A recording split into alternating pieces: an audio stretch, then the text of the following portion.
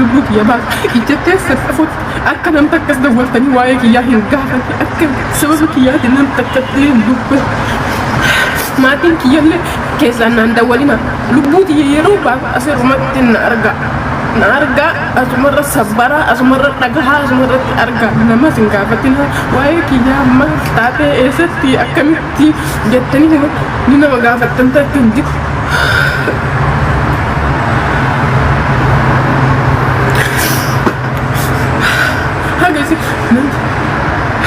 Aga namni ala uji era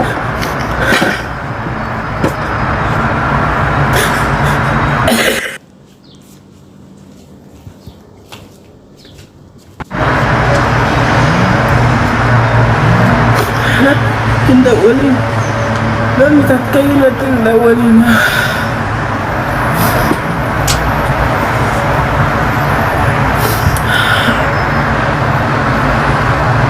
asira deemtanii waa'ee dhimma kiyyaatiin jechuudha waa'ee ganda namaallee maqaa namaallee hin kaasina yoo isin titoota maqaa kiyyayyee hin kaasina namni lubbuu fi galaafate akka kiyyaan innillee hin kadhatanneef hin beeka naallee kadhatina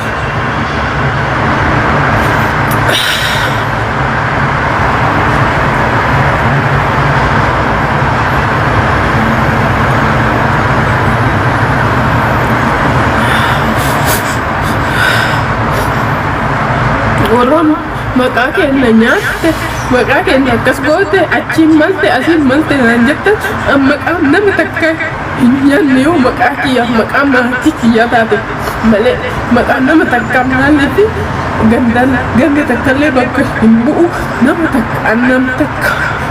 takka lubbuu kiyya takkitti irraa gaafatama maqaa kiyya takkitti irraa gaafatama seegalte yoo akkam guddatte namni maqaan badu maatii kiyya tahe intalli isaanii lubbuu fi baaftii fi dubbatti jedhani sanarraa kaafe sababa kiyyaa maqaa namaas hin kaasina maqaa gandaas hin kaasina guddaan amaanaas hin bira kaadhu sababa kiyyaatti maqaan nam takka akka hin kaane maqaan tokkollee akka hin kaane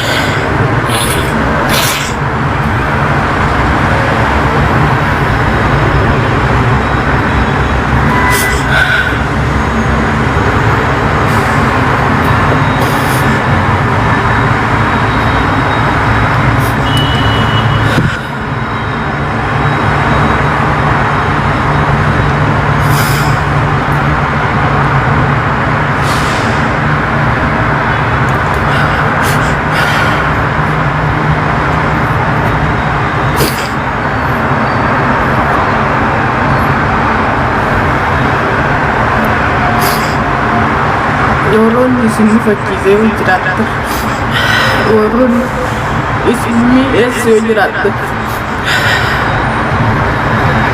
warroon haqanarraa qabdanillee yoo jiraatte sa'aatii kanatti eenyuuf hubachuu hin danda'u namni waan irraa qabu jiraatellee garuu namni baay'ee waan irraa qabullee hin jiru yoo naa dhiiftanillee waan isin miidhu yoo xiqqaatellee Dirama dhibba lama kan guunne irra jira hiiqinama kan itti beeku.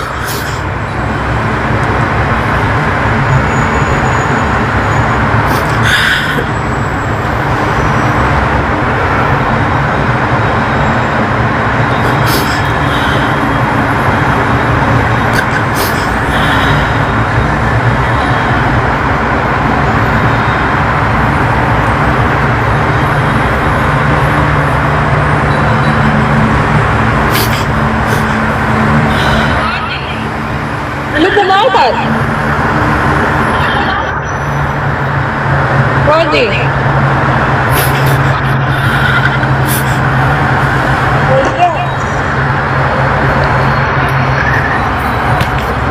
Mom, how's it going?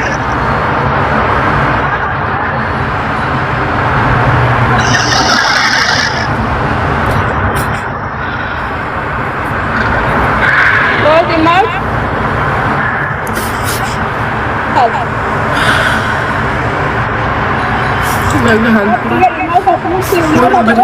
Jireenya irratti haftee jireenya gaarii jiraadha.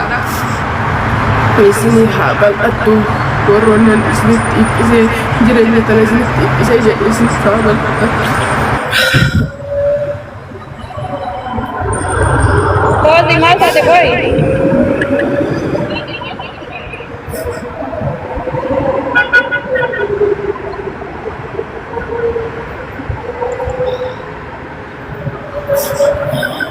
Pode.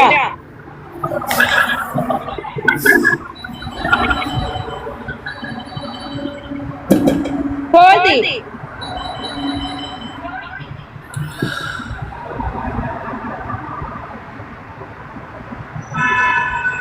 Maal taate qoy dubbatti.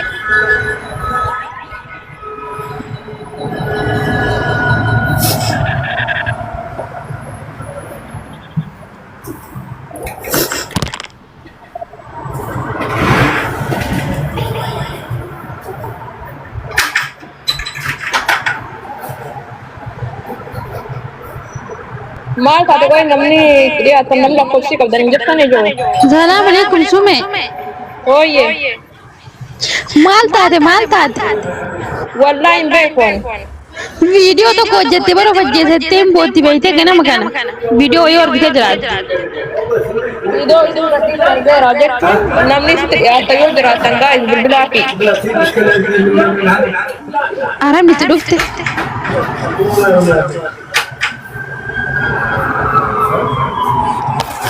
Ara rabbii keessan jedhaa bilbilaa fi warri bakka san jirtan. Namatti illee dawwaltanii namatti illee qaaqsina. Foozii lubbuu maal taate? Ishii sibira dhufa amma nuti as qabatee natti mukaati. Ishii mala keessa. هي داخل الشباك والله تقول لي هذا كل نفر يكلموها. Ambulaansi iyyaa jirti sibir. Nama natti waliin galchina. Sibirta bookeeti. Maal taate qoy. Rakka wallaahi laazim. Mucatti sibirta lokeeshinii ergiin dhufaame. Siifu silkii si qabda. Raqama si qabda siifu. Silkii si yoo qabatan bilbilaa fi. Abbaa mana onnoo sunoo isa jira rabbii keessan jaadha qabira qaqqaabina arabaa beekti. jedhaan yoo ajmaan hin jiraattu. Isin mana madaamii jirti na fakkaate bayi. Mana arabaa jirtee. Mana madaamii. Mana arabaa siin Maal abbaa uzubillahi. Jechuun shayitaan kun nama wasaawwisanuu gubbaa dhaabataa jirti bee. Foozii mee ishii lokeeshinii ergita. Wasaappii irratti sibira dhufa. Walumaan duunaan illee bisoo ta'e. No, qoosini siifu qoosaa jirta bar. Qoosamti dhiisi qoosamti. Sirriin jirtu bar wallaahi sirriin jirtu no akka inni gaariin hin bisii galee. Maal abbaa jireenya kam jiraafniif jechuun cinqiin hin barbaachisu bee. Foozii lokeeshinii kee ergi rabbuma keetii jedhiiti.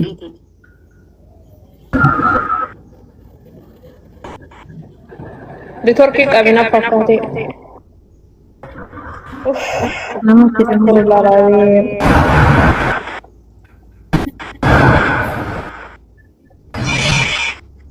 Wallahi hin beeku mama hin beeku imaan waan isin taate hin beeku wallahi na biree dhufeen. Alla kopsilee dammoo qabu bee.